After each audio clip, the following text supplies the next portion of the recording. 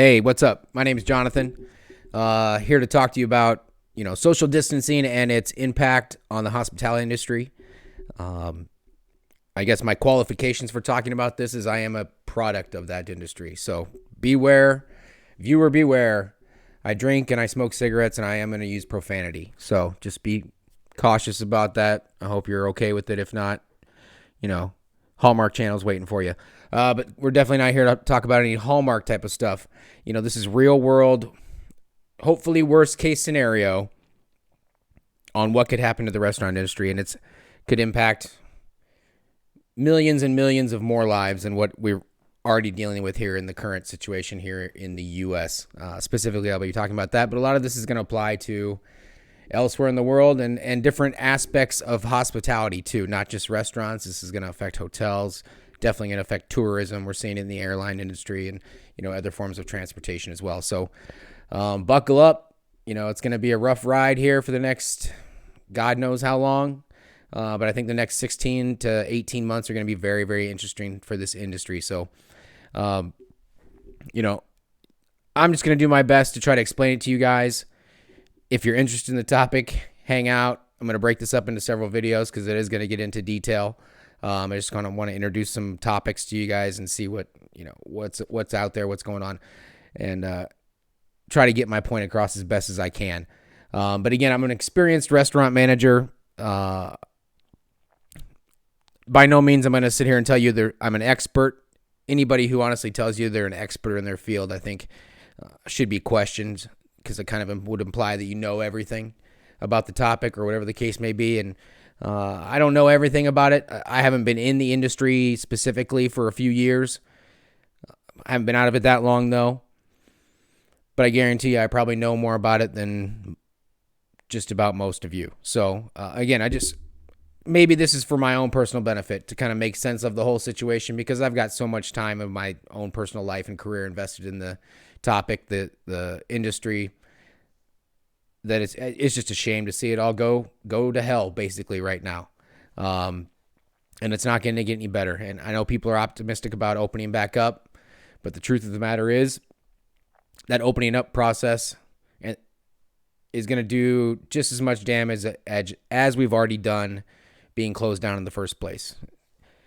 Not to say there aren't going to be some survivors, but there's not going to be very many of them, I don't think. And like I said, I'll show you as best I can. I have obviously a lot going through my head in regards to this topic, because again, I'm heavily invested. I studied this in college. I have a hospitality degree. Went to Southern Illinois University, and then did another probably 12, 13 years of restaurant management afterwards, all over the state of Illinois, in Missouri, St. Louis area, Chicago, and then again in Las Vegas, Nevada, kind of the mecca of hospitality. I ended up there, not necessarily for hospitality, but that's kind of how I, had it was my fallback plan.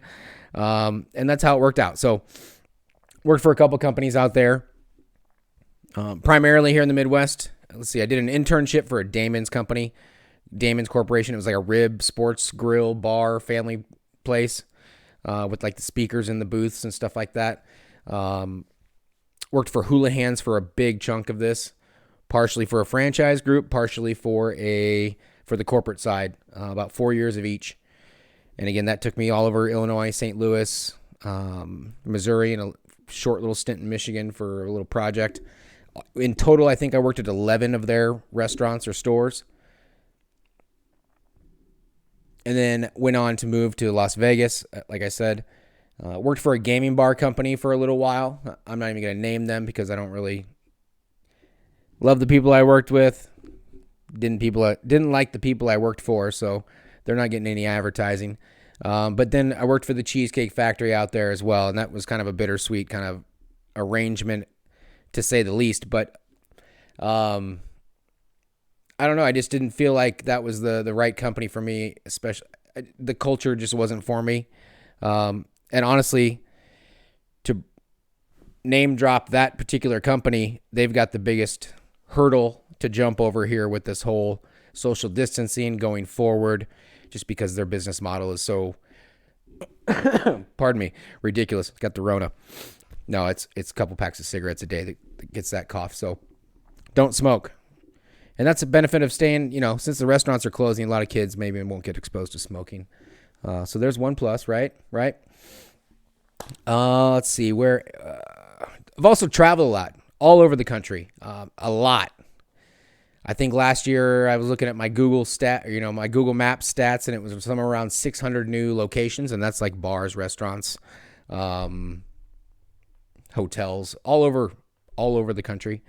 I think I put about 50,000 miles on my truck last year, so definitely get around in terms of getting out there and seeing and exploring and seeing what's available. I always like not being in the industry specifically. I'm always still in the industry in terms of inside the buildings and seeing what's going on in terms of progression and different concepts. And it's always been an interest to me, even since I was a little kid. That was how I got into hospitality. Is I had kind of a moment of clarity at a place called Hickory Park in Ames, Iowa. It's a big smokehouse, family style restaurant. Just ridiculous. Good food, good, it's just a great place to grab a bite. And I kind of realized real quickly, again, at the age of like 10 or 12 or something like that there's more to restaurants. Maybe not, most people might not agree with me. Hopefully not most, because if you've ever been to a restaurant and enjoyed a meal, then if you're going to sit there and watch them fall, because I guess we are, but if you're going to take any joy in that, I guess, go fuck yourself, first of all. Secondly, I mean, how incredibly selfish could you be? I don't know. I don't know what else I don't know what to say to somebody like you. I don't have anything positive to say to you. But anyway, there's more to restaurants than just grabbing a bite to eat. That's what I learned. That's what I figured out. And, it's being able to go to work, making a physical product that people enjoy, people get together and share. I came from a big family as well, so there's a little bit of that aspect of it too. So you can love it or hate it. I definitely love it and hate it, aspects of the industry as well. But I can also say I'm also very glad that I'm not in it now. I don't want to have anything to do with the crap that's coming.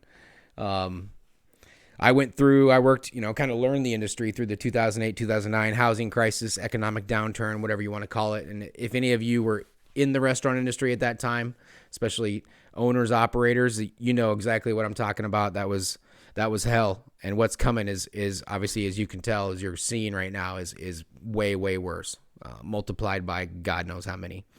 But learning a lot, learning how to still be profitable through that previous economic issue we had before can definitely help translate or hopefully, I don't know. I just want to share some information with you guys, realistically ask you guys some questions. And again, I'm talking a lot to the owner operators, managers, even the hourly staff. You guys have decisions to make, all of you, in terms of what you want to do going forward, because I don't see this being viable unless you make some serious adjustments to your model. Because we're dealing with a whole new beast. And by a whole new beast, I'm talking about the general public. And general public, if you care to ever go to a restaurant, or again, if you ever enjoyed a meal somewhere, maybe had a special moment with friends or family, do it while you can, if you can, in a restaurant. Because your options are certainly going to be limited here going forward. We're going to see a lot of empty commercial real estate, I think, in the next, like I said, 6 to 18 months, depending on their balance sheets. Realistically, how long can you hang out, and how much adjusting can you do and still call it your same concept, if that's the case? There's a lot to think about, a lot to go over here, I guess. But a couple things I want to talk about, uses, I guess, references. I'm sure a lot of people maybe haven't, reading a lot about what's going on in the country, what's going on. Maybe you're more concerned about the health aspect of this as opposed to the economic. But again, I'm focusing more on the economic side of this and just the reality of what's to come and what we're seeing now. So, Rona.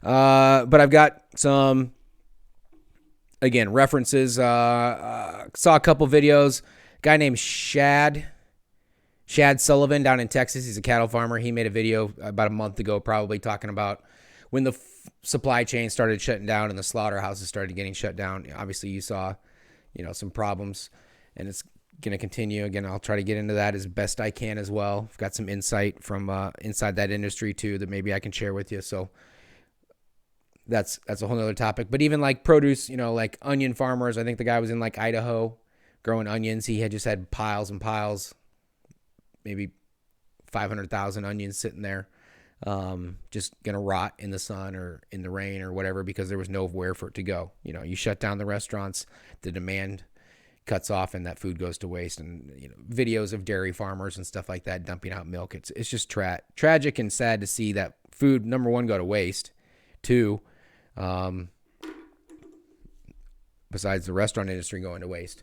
There's a great list I'm going to reference to. It's a 12 Reasons Restaurants Fail. Came out from Cornell University. I found it on lightspeed.com. It's a POS company, not a piece of shit company, but a point of sale company. They do like terminals, how you pay for stuff, cashing stuff in, out. Cool article. Go over those 12 points, and I added a 13 too, lucky number 13, that I don't think I have yet to hear anybody talk about this, and it's going to be a huge factor here, and I'll show you.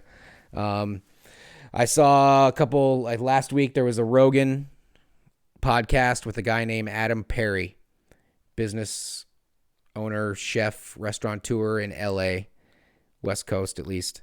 And we were talking, they didn't get into the nitty gritty like I planned to in terms of, what could happen and what's going to happen. They were just kind of dancing around the conversation. And I see that gentleman, Adam Perry.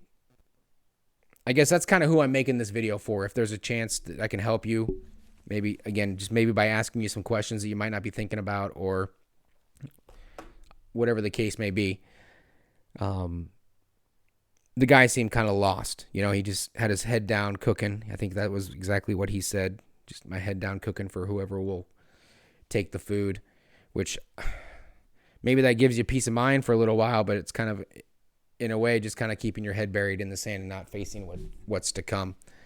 And there was an example where his GM came up to him and he shared this story and obviously said, "We have your support, but what do we do?" And he didn't really know what to say. So case in point, I'm going to tell you if I can.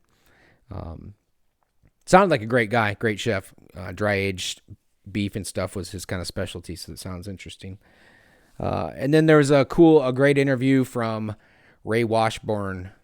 He was a gentleman from Texas, Charter Holdings in Texas. He did an interview and basically was quoting that the Texas economy needs to either open to 100% capacity or not at all in order for the restaurant industry to return to its full operating level.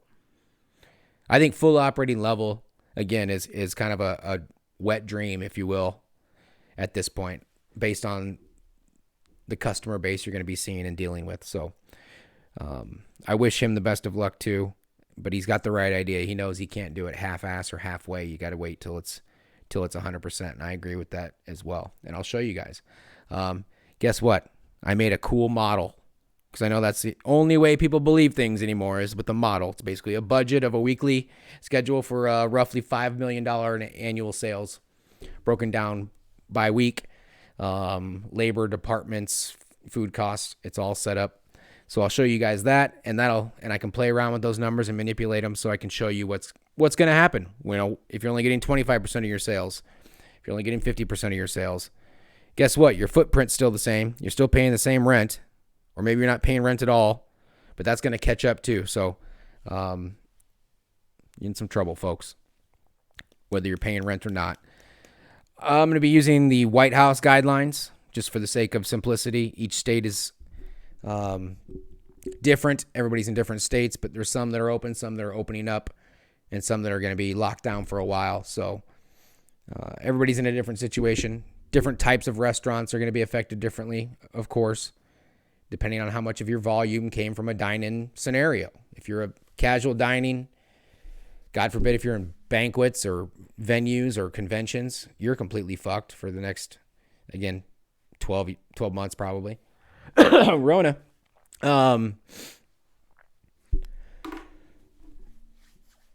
But yeah, states on the coast. I'm broadcasting live, by the way, from a basement of a Best Western in Pritzker's, Illinois. So that's good times.